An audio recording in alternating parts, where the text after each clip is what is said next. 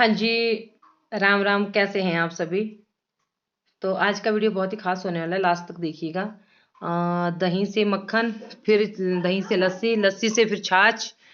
Sorry, छाछ वही होती है, हाँ, खैरू सब्जी जो हमारी यहाँ की पहाड़ी सब्जी, पहाड़ी होती है खाना। खैरू, मक्की की रोटी। हालांकि मक्की की रोटी नहीं बनाई है मैंने, लेकिन खाते इसको मक्की की रोटी के साथ ही है। तो यहाँ पे मैंने दूध जो है इसको जमा दिया था, हमारे बोलते हैं दूध जमोना।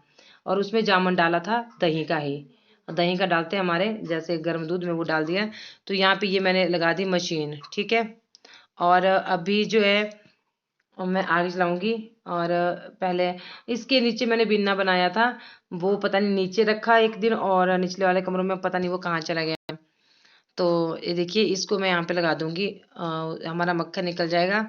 और साथ में मेरा सामान भी पड़ा है परली साइड कुछ, तो मुझे काम करना होता है तो मैं यहीं बैठ के करते हैं।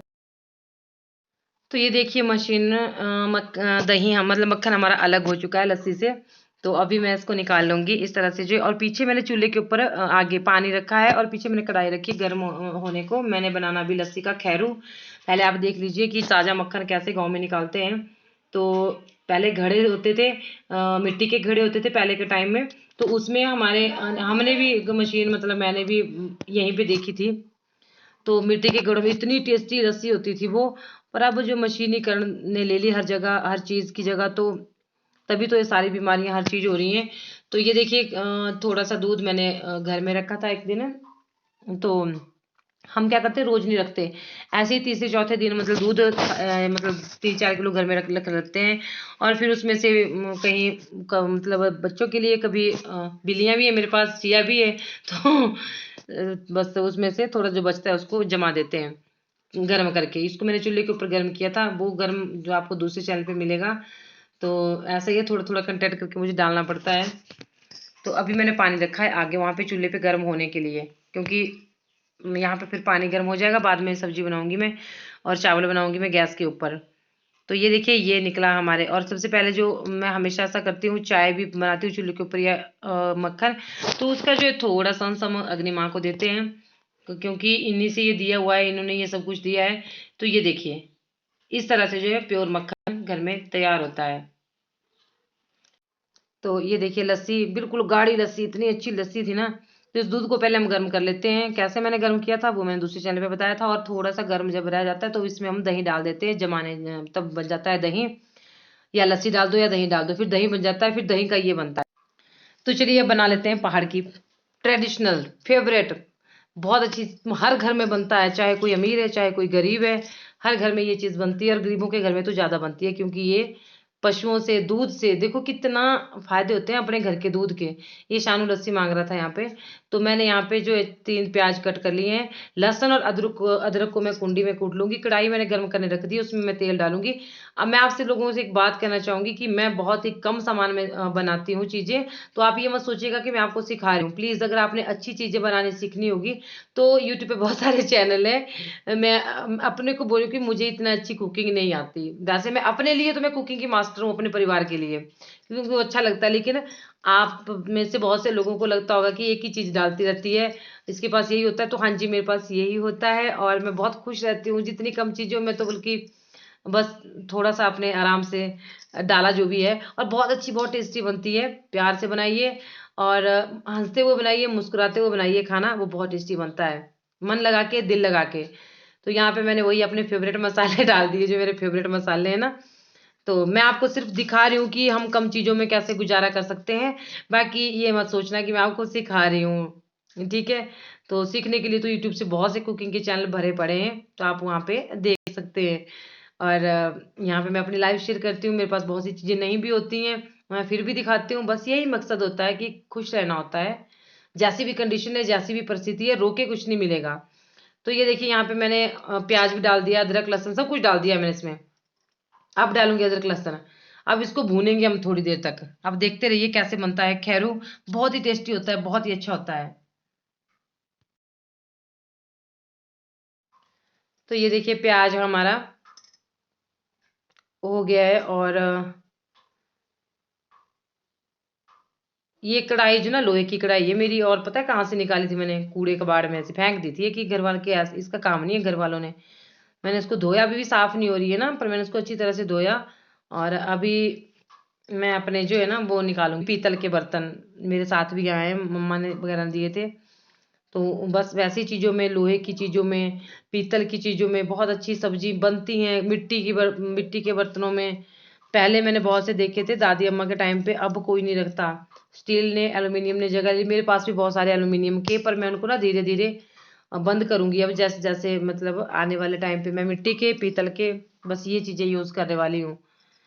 और ये इनसे बहुत सारी बीमारियां होती हैं, और ये चीज़ आप भी अगर हो सकेगा तो अपनाइए। लोहा में बोलते हैं कि काली होती है सब्जी, भले ही काली होती है लेकिन उसके जो बेनिफिट्स हैं ना वो भी बहुत ज़्यादा हैं। तो देखिए अब हमारा मसाला हो चुका है। अब क्या करना, हमने ये लोहे की कढ़ाई है और इसमें बहुत ज़्यादा मतलब ये गर्म रहती है काफ़ी देर तक। मैंने इसको नीचे उतार दिया, चूल्हे के नीचे। जो असली खैरू बनता है वो इस तरह से ही बनता है। तो अब मैंने इसको नीचे उतार दिया है चूल्हे के नीचे, क्योंकि अभी भी कढ़ाई बहुत ज़्यादा गर्म है। तो इसको हिलाते रहना है थोड़ी देर, 2-4 मिनट तक इसको हमने ये देखना है कि बस ये थोड़ा ठंडा हो जाए, नहीं तो लस्सी एकदम से फट जाएगी। तो नमक, मिर्च, हल्दी जो भी है सब कुछ मैंने पहले ही तड़के में डाल दिया है। ये खैरू के बनाने का जो फॉर्मूला है सब कुछ। और अब देखो मैं डाल दूंगी इसमें लस्सी, जितनी भी हमें चाहिए। बहुत ही ज़्यादा टेस्टी बनता है मक्की की रोटी के साथ, तो आप पूछो ही मत। और ये खैरू पड़ता है, अगर थोड़ा सा भी मैं बताऊं ना आज के टाइम पे, अगर गाय के दूध का खैरू बनाना हो, गाय के दूध दही लस्सी का, तो ये पड़ता है 40-50 हज़ार की ये सब्जी है।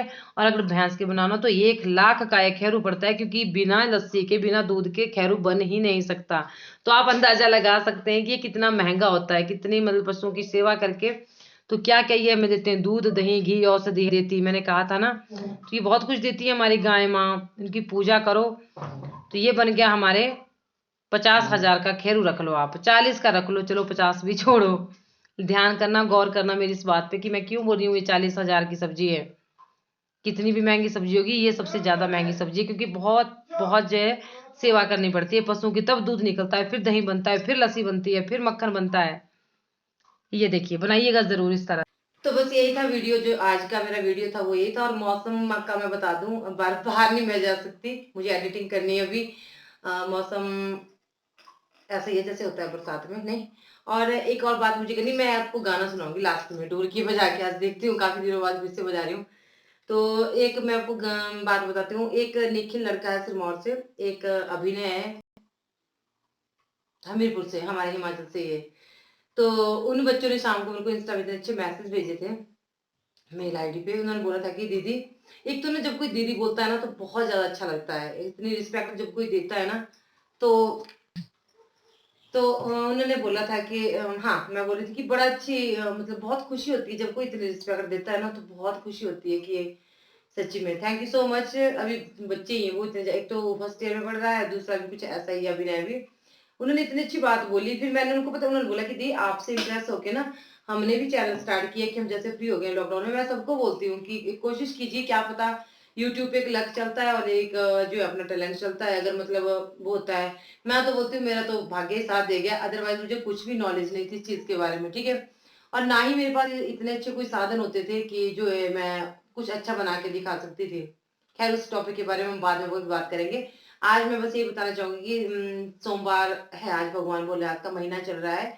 और आगे की फिक्र छोड़ दीजिए, आगे क्या होगा क्या नहीं होगा, आज जो चल रहा है उसके बारे में चिंता कीजिए। अपने धर्म को निभाइए, आपका धर्म क्या है वो कीजिए। और वो काउशल के बारे में एक आया था किसी का कमेंट ऐसे वैसे ही ना, तो मैंने सिर्फ मुझसे पूछा था काफी लोगों ने कि आप थोड़ा सा अंदाजा जैसा बता दो कि हमें वो करना है, बनाना है तो कितना आया। तो अपना अपना हिसाब से होता है। तो मैं किसी के आगे वो भीख नहीं मांग रही हूँ कि मुझे ये कर दो, ये मेरा धर्म है। मेरी गाय है, मेरे बच्चे हैं। तो मैंने अपने बच्चों के लिए जैसे हमने किया, थोड़ा सा, हम कौन होते हैं वैसे करने वाले, करवाने वाला ऊपर बैठा है, तो वो सब कुछ करता है। और गायों की रही बात ऐसी कि अगर मैंने गायों के लिए किया तो वो मेरा धर्म था। मेरे पास गायों के रूप में 4 आत्माएं भेजी हैं भगवान ने, मुझे उनका पालन करना है, वो मेरा धर्म है। बाकी आगे क्या होगा वो उसकी इच्छा है। एक कमेंट किया था किसी ने कि मतलब चलो छोड़ो, मुझे उनको हाईलाइट करना नहीं, उनका मकसद भी यही होता है कि हमें हमारे बारे में बोलें, हम फिर फेमस हों। तो सॉरी, आपका मतलब आपको भी माता रानी सद्बुद्धि दे। और थोड़ा ध्यान से सोचिए समझिए। और जो मैंने किया है वो मैंने अपने बलबूते पे किया है, और मतलब माता रानी ने करवाया है, ये महामाई ने मेरी ने करवाया है। मेरी भी इतनी औकात नहीं थी। मैं क्या करती, मैं तो कुछ भी नहीं होता, मैं कभी भी नहीं बोलना चाहिए। मेरी इतनी औकात नहीं थी कि मैं ये सब करती इतना बड़ा, जो मैंने काम किया कुछ भी बहुत बड़ा है मेरे लिए। लेकिन मुझे सुकून मिला उन गायों के लिए, क्योंकि वहां पे उनकी कंडीशन बहुत खराब है, और बारिश जब होती है तो वो मुझे ही पता है कि कैसे मैं क्या करती हूँ।